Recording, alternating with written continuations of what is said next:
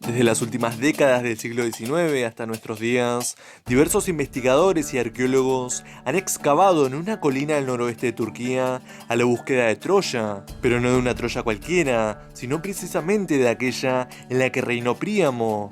El debate acerca de cuál fue esta ciudad sigue hoy abierto. No te quedes sin suscribirte, te servirá para ser notificado cuando suba más videos. Dale ya mismo el botón y sé parte de esta grandiosa comunidad que no para de crecer. Empecemos.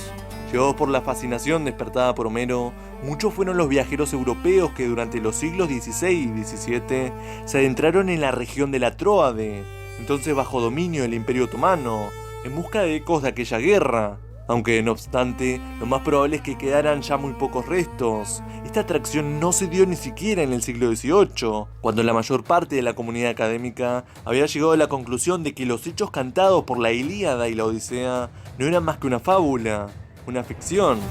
No lo creía así el viajero francés Jean-Baptiste Le Chevalier, quien en 1785 incluso se atrevió a localizar el emplazamiento de Troya en Burnavashi, un lugar muy próximo al Helesponto, a 10 kilómetros del mar Egeo, en el noroeste de Turquía.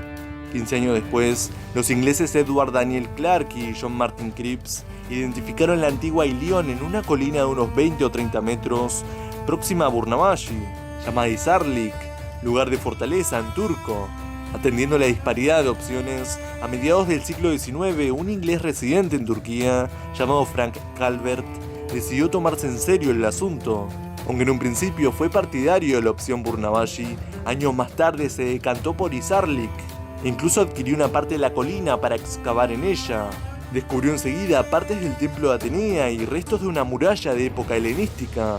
E hizo otros hallazgos correspondientes a la Edad de Bronce, el segundo milenio antes de Cristo. En vista del éxito alcanzado con apenas unas prospecciones, solicitó dinero al Museo Británico de Londres para sufragar los gastos de una excavación más a fondo del montículo, pero no lo obtuvo. Calvert siguió excavando por su cuenta y riesgo, e incluso hizo algún descubrimiento más, que le sirvió para convencerse por un lado de que Izarlik era una colina artificial en cuyo interior se escondía la Troya homérica, pero por otro que necesitaba más recursos materiales y económicos para excavarla. No pasó mucho tiempo hasta que su camino se cruzó con el de Schliemann. Era 6 años mayor que Calvert y tenía todo el dinero que éste precisaba para sus excavaciones. Schliemann manifestaba sentir el más vivo interés por Homero desde su infancia. Se vio impelido a viajar no solo a los escenarios homéricos, sino también a los de la Grecia clásica. Así, llegó a Turquía, donde conoció a Calvert, y ambos trabaron amistad de inmediato. Al poco de comenzar a excavar, Schliemann comprobó aquello que ya le había anunciado Calvert, que la colina de Izarlik era, literalmente, una montaña de escombros cubiertos por capa de tierra. La formación del montículo había sido un proceso de cientos de años de duración, a lo largo de los cuales unas ciudades se habían ido construyendo sobre los restos de las anteriores. La colina Izarlik estaba formada, por tanto, por una acumulación de construcciones de adobe y piedra, correspondiente a asentamientos de diferentes épocas. Cuando Schliemann llegó a unos 14 metros de profundidad y tras haber atravesado los restos estratificados de varios asentamientos, encontró los sedimentos de lo que parecía una ciudad quemada. Por el orden de los estratos excavados, aquello correspondía a la segunda ciudad levantada sobre el terreno. Y a pesar de que sin demasiado fundamento dedujo que esta ciudad era la que había sido atacada por Agamenón y sus saqueos, más tarde se comprobaría que los restos de cerámicas hallados en ese nivel de profundidad no eran ostentosos ni daban idea alguna de magnificencia, sino que más bien eran toscos y arcaicos, por lo que aquella ciudad no tenía pinta de haber sido la gran Troya de Príamo. En 1876 le fue concedido un permiso para seguir la excavación en Izarlik, pero para entonces Schliemann ya había fijado su punto de mira en otro lugar, Micenas. La razón de interés del alemán era obvio. Según Homero y la tradición mítica griega, esa ciudad del Peloponeso era la cuna de Agamenón, el caudillo de los aqueos en la expedición contra Troya. Schliemann completó allí una campaña tan exitosa que la civilización de la Edad del Bronce, que sacó a la luz, la de los aqueos de Homero, fue conocida desde entonces como micénica. Los éxitos logrados allí, sin embargo, no consiguieron que Schliemann olvidara a Troya. A partir del año 1882 contó con la colaboración de Dörfel, un arquitecto y arqueólogo. Su participación aportó orden y método al trabajo de Schliemann, incorporó la técnica de la estratigrafía y gracias a ello se pudo establecer en el yacimiento de Izarlik una gradación de 9 ciudades, que fueron numeradas de la más antigua, Troya I, a la más reciente, Troya IX. Después del fallecimiento de Schliemann, Dörpfel encauzó las excavaciones en Troya por una senda de rigor y pulcritud. Sus esfuerzos se centraron en los restos de Troya Sexta, cuyas excavaciones se realizaron en el límite exterior de la ciudad. Lo que se descubrió fue una gran muralla rodeando el emplazamiento, de la cual llegó a desenterrar hasta 275 metros. La fortificación tenía unos 10 metros de altura y contaba con impresionantes torres y puertas que protegían una ciudad construida a base de terrazas superpuestas y concéntricas. Dörpfel identificó también en ese estrato varias fases de asentamientos y advirtió que su final había sido repentino y violento. Sin embargo, en el año 1932 la Universidad de Cincinnati financió una nueva campaña dirigida por el arqueólogo Blegen, quien concentró su estudio en Troya Sexta. Al poco de iniciar los trabajos, su equipo halló indicios de la existencia de un barrio bajo. A medio kilómetro al sur de las murallas apareció una necrópolis. Esto hacía probable que Troya hubiera ocupado toda la llanura que había entre los muros fortificados y el cementerio, pero Blegen no era partidario de atribuir esa Troya Sexta a Príamo, y sobre el terreno pudo ratificar su intuición. Su conclusión fue que Troya Sexta no había sido destruida por una acción violenta. Cierto, había pruebas de un gran incendio, pero ninguna de que este hubiera sido provocado por una acción externa. En cambio, sí halló cimientos desplazados de sus ubicaciones originarias y muros internos derrumbados. El propio Dörpfel estuvo de acuerdo con Blegen en que aquellas eran pruebas de temblores de tierra.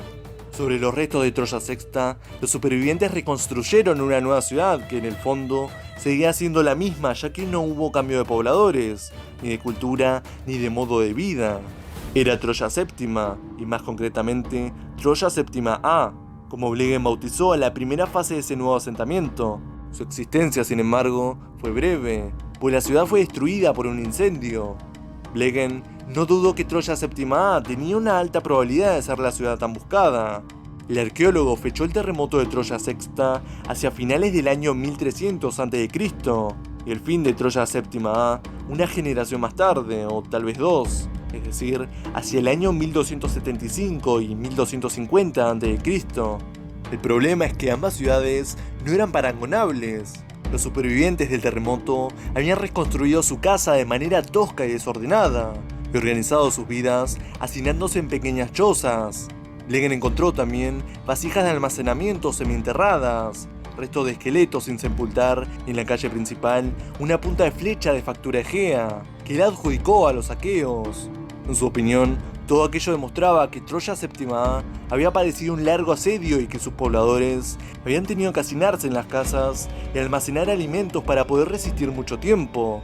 Finalmente, la ciudad había sido arrasada por un incendio causado por los invasores. Tras precisar aún más la fecha de la destrucción de Troya Séptima A en torno a 1260 y 40, en 1938 Blegen finalizó las campañas de excavación con la convicción de haber encontrado la Troya de la guerra que cantó Homero.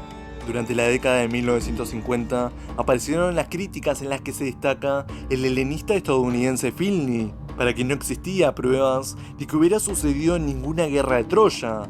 Y en la década del 60, Finley mantenía su vehemencia, porque ha habido hombres inteligentes que durante más de 2500 años han seguido creyendo que hay una verdad histórica tras la Ilíada y la Odisea. Sus argumentos incidían en la falta de pruebas arqueológicas y epigráficas, y en la inconsistencia de Blegen al dejarse llevar por los poemas homéricos y concluir que una punta de flecha y los restos de un incendio eran suficientes para establecer la existencia de una guerra entre aqueos y troyanos. Tantos interrogantes reclamaban con urgencia una nueva investigación en el yacimiento de Izarlik, y esta se llevó a cabo en el año 1988 bajo el mando del alemán Korfmann. Sus descubrimientos fueron espectaculares. Excavando desde el exterior de la muralla hasta donde Blegen había hallado la necrópolis y alejándose más hacia el sur, Korfmann fue sacando a la luz numerosos rastros de viviendas y cimientos de casas pertenecientes a Troya Sexta. Era la prueba de que más allá de la ciudad de Troya, que ahora pasaba a ser una ciudadela, una ciudad alta, una acrópolis. existía un barrio bajo, como Schliemann y Dorfeld habían imaginado, pero el descubrimiento más llamativo se produjo unos años después. Las prospecciones revelaron un foso a algo menos de 400 metros de distancia de los muros de Troya. La zanja estaba excavada en la roca y describía un perímetro en forma de U alrededor del barrio bajo y delimitaba de este modo un área de cerca de 30 hectáreas, incluida la ciudadela. Troya Sexta, por tanto, resultaba ser mucho más grande de lo que nadie jamás había imaginado. Ahora quedaba probado que Troya Sexta no era pequeña, sino que se extendía hasta el foso. Los troyanos que lo construyeron se beneficiaron de que la ciudad se asentaba sobre una estribación de una meseta de piedra caliza. Korfmann halló también junto al foso indicios de 2 grandes puertas y algunos orificios en el suelo que imaginó que eran puntos en los que habría postes enclavados que sostendrían una empalizada de madera o una muralla de adobe. Pero no acabaron ahí las revelaciones del yacimiento. En el año 1995, durante la excavación de los cimientos de una casa junto a la muralla de la ciudadela, apareció un objeto que ha dado mucho que hablar desde el momento de su hallazgo. Se trata de un pequeño sello de bronce que se ha datado hacia el año 1100 a.C.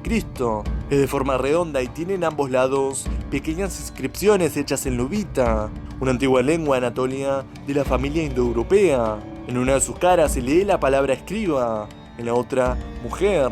Hasta la fecha, es la única muestra de escritura hallada en Troya. Korfmann revisó también la fecha de la destrucción de Troya Séptima A, que había propuesto Blegen, y la fijó hacia el año 1180 a.C. Y al igual que había hecho el arqueólogo estadounidense, señaló que el fin de esta ciudad se debió a una conflagración. Esta vez no se apoyaba en una única punta de flecha, sino en la multitud de ellas halladas durante sus trabajos, así como en esqueletos sin enterrar y una gran cantidad de proyectiles de honda. Nunca había duda, Troya Séptima A fue asediada, asaltada e incendiada. Korfmann, prudentemente, se limitó a afirmar que tras la destrucción de la ciudad llegaron pobladores nuevos, procedentes con toda probabilidad del noroeste de los Balcanes. Intentando conjugar todas las fuentes de información y los descubrimientos proporcionados por sus excavaciones, optó por dejar de lado la guerra homérica y apuntó a la posibilidad de que hubieran existido no una, sino varias guerras de Troya, en alguna de las cuales es posible que intervinieran los micénicos. Korfmann pasó hacia la ofensiva. A la luz de la notable cantidad de descubrimientos que han tenido lugar durante los últimos 10 a 15 años, la responsabilidad de defender posiciones debería ser ahora de los que creen que no hay absolutamente ninguna asociación histórica entre lo que pasó en la Troya de la Edad del Bronce tardía y los acontecimientos de la Ilíada. En esta línea es incluso posible que las mismas epopeyas homéricas y la del ciclo troyano no sean en realidad otra cosa que la genial síntesis en un único episodio de diferentes historias de conflicto que tal vez abarcaran varios siglos. Esa opción de las muchas guerras de Troya ha encontrado eco en la comunidad científica y se ha visto refrenada por otra fuente de información que nada tiene que ver con la antigua Grecia, sino con un imperio coetáneo del reino de Príamo, el hitita. Los archivos desenterrados en su capital, Atusa, han abierto una perspectiva nueva e insospechada en el estudio de la famosa guerra. El descubrimiento de la civilización hitita y el desciframiento de sus archivos reales han aportado nueva luz al conocimiento de la Troya histórica, situándola como un pequeño reino anatolio unido a Atusa por lazos de vasallaje. A la par que se profundizaba en el conocimiento de la Troya arqueológica, los investigadores han buscado evidencias de la ciudad en otras civilizaciones coetáneas, más concretamente en el Imperio Hitita, geográficamente próximo a Ilión, y en el Egipto faraónico, dos potencias que en el momento en que tradicionalmente se considera que tuvo lugar la guerra de Troya, se disputaron la hegemonía en el levante mediterráneo. Surgido en la península Anatolia hacia el siglo XVII a.C., el Imperio Hitita vivió su máximo apogeo entre los siglos XIV y XIII, cuando se erigió un árbitro regulador de las relaciones internacionales entre los diferentes pueblos que habitaron las tierras al este del mar Egeo. Troya, situada en la orilla del Helesponto, no escapó a su influencia. En cuanto a Egipto, había iniciado una política expansionista por la costa oriental del Mediterráneo.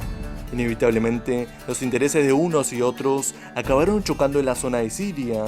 Dado que es en el marco de este conflicto donde surge una primera conexión con Troya, comenzaremos aquí la búsqueda. Kadesh fue una ciudad situada en la región de Amurru, en Siria. Allí, a principios del siglo XIII a.C., tuvo lugar una batalla en la que se enfrentaron el poderoso ejército de Egipto y otro que no lo era menos, proveniente de la tierra de Ati, el de los hititas. En juego se hallaba el control de la región, que a los egipcios les permitiría consolidar su territorio en el norte por la costa oriental del mar Mediterráneo, y a los otros hacer lo propio en el sur. La batalla estuvo liderada en el bando egipcio por el faraón Ramsés II, el cual desconocía que le aguardaba un reinado largo y próspero. Enfrente tuvo un rey que estaba en la situación contraria. Tras llegar a la batalla con varios lustros de reinado a sus espaldas, moriría no mucho tiempo después. Era Muwatalli II. El resultado del choque fue incierto. Ambos bandos se atribuyeron la victoria, y en realidad quizá ninguno la obtuvo con claridad.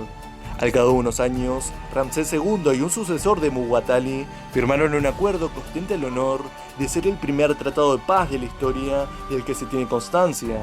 Conocemos esta batalla por algunas inscripciones egipcias en las que se menciona y describe, la más importante de las cuales es el llamado poema de Pentaur, que el faraón hizo grabar en las paredes de varios templos edificados por él. Leyéndolo, es imposible hacerse una idea de cómo fue en realidad la batalla de Kadesh, pero eso no impide que ese texto contenga información muy valiosa desde el punto de vista histórico. La principal, sin duda, es que reveló a la comunidad científica que el enemigo al que se enfrentó Egipto era uno que aparecía también citado en varios pasajes bíblicos. Allí se lo llamaba Eteos, voz que ha acabado siendo desplazada por la de hititas. Se supo también que estos contaron con numerosos aliados en aquella batalla, hasta 17 reinos sometidos o supeditados a algún tipo de vasallaje.